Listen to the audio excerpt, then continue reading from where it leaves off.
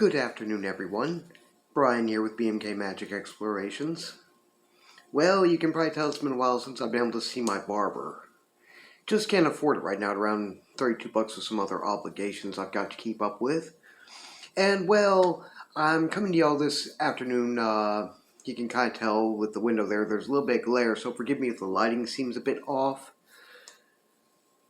But anyway, we have a Sabbath festival holiday coming up tomorrow, and I'm going to be busy in the morning with another early morning obligation, so just wouldn't work to do it all then. So I decided to go ahead and do it now and make it kind of clear that it's a bit of a preemptive video, done just a bit in advance.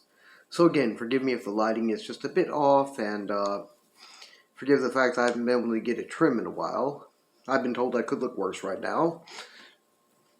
But anyway, what we're going to be celebrating tomorrow, August 1st, is the traditional day, and when, for here, 2024, Lammas falls.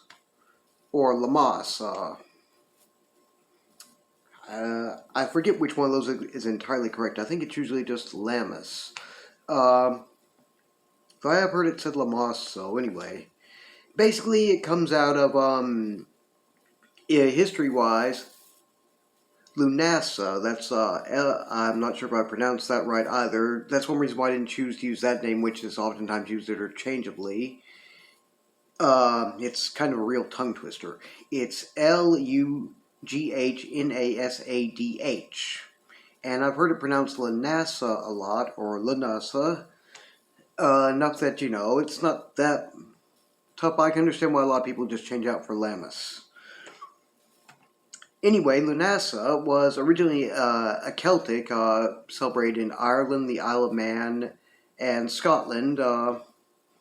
Pretty much this Celtic Gaelic diaspora. It was their celebration this time of year for the first harvest of grains, such as wheat and hay, and was often centered around their Celtic god, La, L-U-G-H, or La, I'm not sure how they would pronounce exactly, which in some versions of the telling, he actually set up as a celebration in honor of his foster mother, Teltiu, T-A-I-L-T-I-U,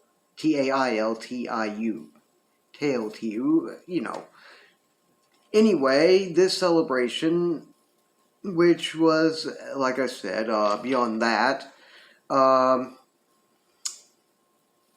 mostly about the first harvest of grains, first viable one, because really if your grain harvest came in earlier than this, you weren't having such a good year because you just hadn't gotten things where they would last, and your first harvest of grain shouldn't be coming in before about this time. You should still have some of your leftover supply reserves and all from before you really need to have to harvest early on this.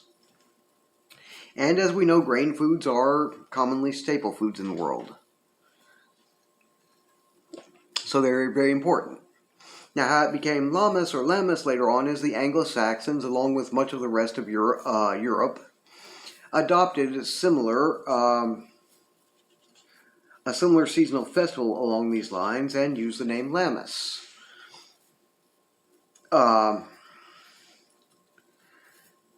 Which eventually it would go from being a more pagan paleo-pagan holiday to being co-opted again, or kind of drawn off of by Christianity, where it would become known as Lammas or Lammastide, which that name was also used before with Lammas, which is also translated or known as Loaf Mass Day, which would usually be where they'd celebrate pretty much the same thing, but also they'd bring in like the first loaves of bread baked out of corn or other grains in to the church to be blessed, among other things. So it's another example of, the Christian co-opting of earlier, or kind of, trying to supplement out earlier paleo-pagan religious and spiritual beliefs. And eventually here with Neopaganism in the modern day, well, besides just using the Lunasa,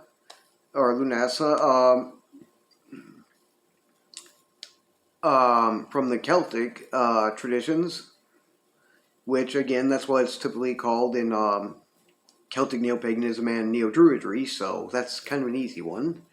Had to look a lot of the other ones up. Well, some just prefer to go with Lammas. Like I said, it's less of a tongue twister, easier to spell, pronounce, and shorter to put on a YouTube video title, which is pretty much from the Anglo-Saxon and pretty much the rest of Europe. And they pretty much have a lot overlap the same thing. There's also some other cultural and spiritual religious traditions that had similar ideas, basically. For instance, not that they would have known over in Europe, but the Native Americans in North America, such as the Lakota tribe, well, they weren't the only ones who had a tradition of celebrating this time of year. They'd oftentimes do, among other things, a sun dance. The Lakota would. And it was basically, it's a Northern Hemisphere thing, as you can imagine, at least for this part. You know, since I'm Northern Hemisphere, I don't go as much over the Southern Hemisphere part, but that's kind of what we're describing with these Sabbats, festivals, holidays, Neopagan or pagan period. You want to know more about the Southern Hemisphere versions? You just have to kind of flip the calendar. So anyway, eventually Neopaganism all would kind of co-opt back, and like I said, Lunasa or Lunasa would be from the Celtic, would be sometimes used and still is pretty common. Others would prefer to go with the more Anglo-Saxon and other parts of Europe, Lammas, which is again easier and shorter to pronounce. And they're mostly about the same type of thing. As far as them being found in a lot of other Neopagan systems and traditions, I'm not sure if that many others have too much of an equivalence. It's kind of more of the thing, you'd find it more in Celtic, Neopaganism, Druidry, which are pretty much along the same lines. I mean, the Druids, Paleo-Druids, were pretty much the priestly class of the Celts. So there's a lot of overlap there. And you'd find it among most systems of Wicca that employ the Wheel of the Year. I'm not sure about, say, heathens or some others, whether or not they have an equivalent. They usually, like with heathens and Germanic Neopagans, they tend to somewhat more on their Blutz or Blutz, I forget exactly how you pronounce it, you know. Whereas there's some things that you can find in common with the Wheel of the Year stuff from over in Wicca or Druidry and stuff, and there's many others where there's a lot of other similar traditions, but they're not really quite the exact same thing, though, as in many cases, they're celebrating for much of the same types of reasons. Again, a grain harvest coming in, first big grain harvest of the year. Yeah, for agrarian societies, especially back in the Paleo-Pagan past, this would have been an important thing, something to celebrate, especially if it all went well. Anyway, there are ways you can practice and observe this particular Sabbat or holiday festival. Whether you, I guess you could say, well, since I'm solitary, syncretic eclectic practitioner, probably solitary practitioners would find this easier. And I'm not going to go over everything, that we'd be here all day. But in general, I can recommend a few things. For instance, you can, baking a loaf of bread, like say a Lammas loaf, or baking any other types of breads and cakes, along with feasting and, unsurprisingly, food canning, are things you could do to observe and celebrate this day. Or tomorrow, actually, since I'm doing this a little afternoon in advance. You could do your own version of a sun dance if you want. The Lakota, I mean, you can get some friends together where, heck, if you want to just do it on your own. Okay. You can also create, if you do like I do, keep an altar space. You can pick out things that you can put together for an altar that would be a harvest altar themed. Which is not too hard to do. I mean, you do a lot of things like corns and which other grains, you know, would be things that you want to put in.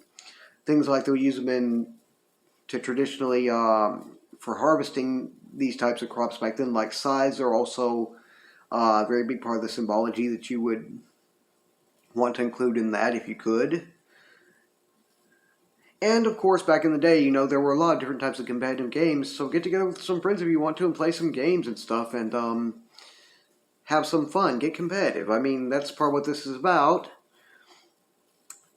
And there are many, many other things you could actually do. There was an interesting among the Anglo-Saxons. They had an interesting minor tradition, somewhat, that it was an Anglo-Saxon charm that they would use for protection. You see, they would take one of the first loaves of bread that was baked and break it into roughly 4 even pieces. It wasn't exactly a sliced bread thing back then. That invention didn't come about till, I think, sometime early last century. So they'd break it into about 4 pieces, and they'd put one each in one corner, one each of the 4 corners of a barn as a protection charm. So a little bit of interesting little magic spell work that you could do there. I guess if you have a barn, or heck, you could just adapt it where you'd do that in hopes pick the 4 corners of your own home.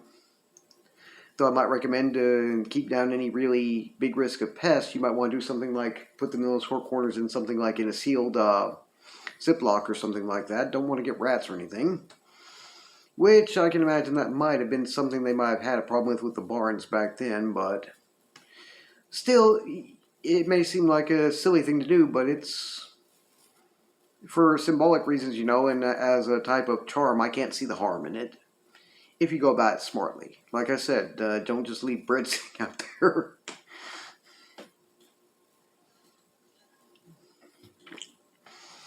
Anyway, so that's about what there is to Lammas, for the most part.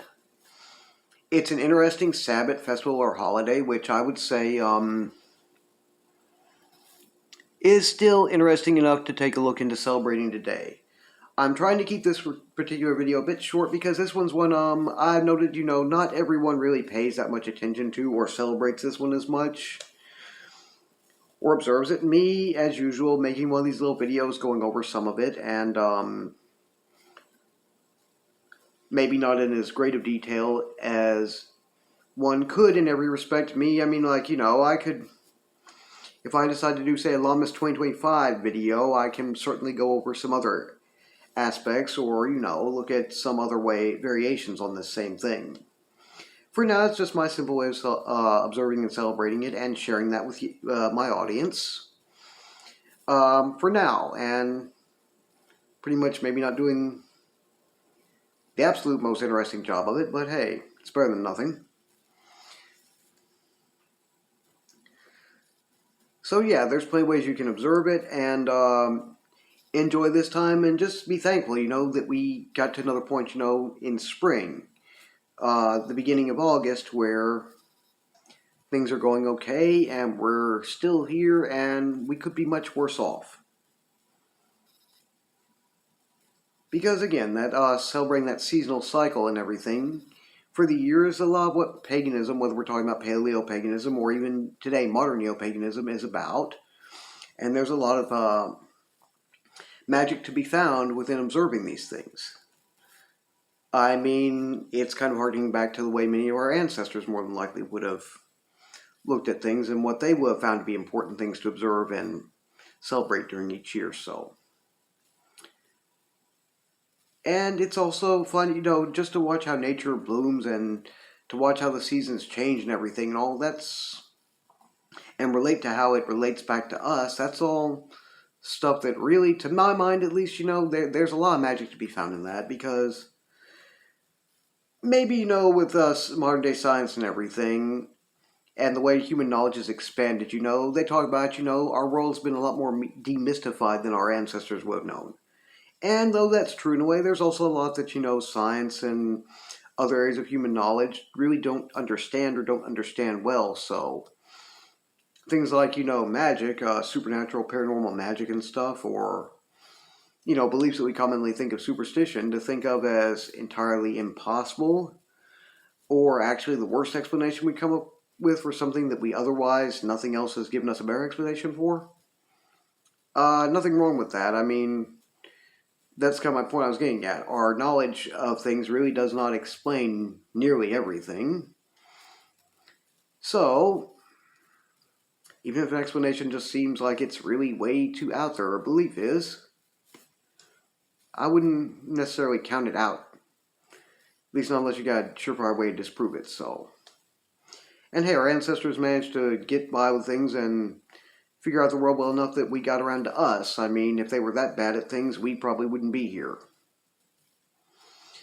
Anyway, if you enjoy this channel's content, please feel free to like, share, and subscribe, and please don't hesitate to leave any questions, comments, or suggestions down in the comments section below.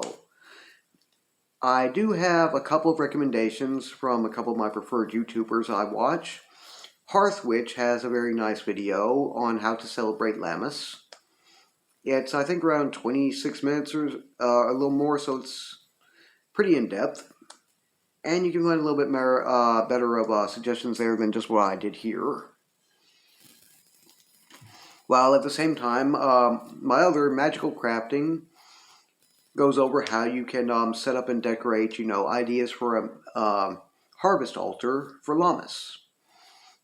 Which could be very insightful, I'm sure, because, I only know a few things that might go on one, and mine, maybe I'll show you guys sometime, but mine, basically I have an old wooden kitchen chair, which I keep most of my stuff for altar space on. It's a simple one. Altar space doesn't have to be complicated, but we'll go over that more at some other time. Anyway, in the meantime, take care, have a wonderful Lammas 2024 tomorrow. Hopefully I and this channel have helped to bring a little bit more magic into your lives, and hopefully I will see everyone back here again in the next video.